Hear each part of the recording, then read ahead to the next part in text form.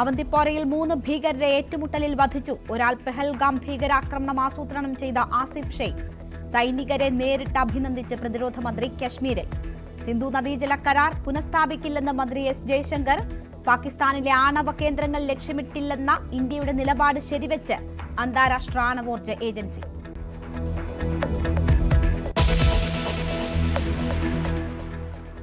Colonel Sophia ഖുറേഷിക്കെതിരായ Madhya Pradesh മന്ത്രിയുടെ പരാമർശത്തിൽ അതിരൂക്ഷ വിമർശനവുമായി സുപ്രീംകോടതി.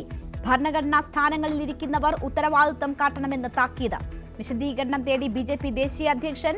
മന്ത്രിയെ പുറത്താക്കണമെന്ന ആവശ്യത്തിൽ മൗനം.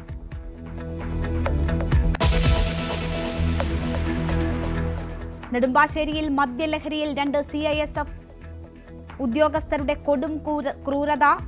സൈഡ് കൊടുക്കാത്തതിലെ തർക്കത്തിന് യുവാവിനെ കാറിടിപ്പിച്ചു കൊന്നു. ബോണറ്റിൽ കുടുങ്ങിയ ഐവിനുമായി കാർ നീങ്ങിയത് 1.5 കിലോമീറ്ററോളം.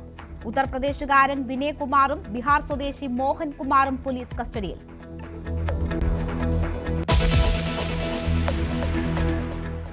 KU ജനീഷ് കുമാർ MLA-ക്കെതിരെ വനം വകുപ്പ് നൽകിയ പരാതിയിൽ കേസെടുത്ത് പോലീസ്. MLA-ക്ക് പൂർണ്ണ പിന്തുണ പ്രഖ്യാപിച്ച് CPM. സമഗ്ര അന്വേഷണമെന്ന് വനം മന്ത്രി. ഉത്തരവാദിത്തം നിർവഹിക്കാതെ വനം വകുപ്പ് ഉദ്യോഗസ്ഥർ കർഷകരെ ദ്രോഹിക്കുന്നുവെന്ന് ക്രിസ്ത്യൻ സഭകളുടെ കൂട്ടായ്മ.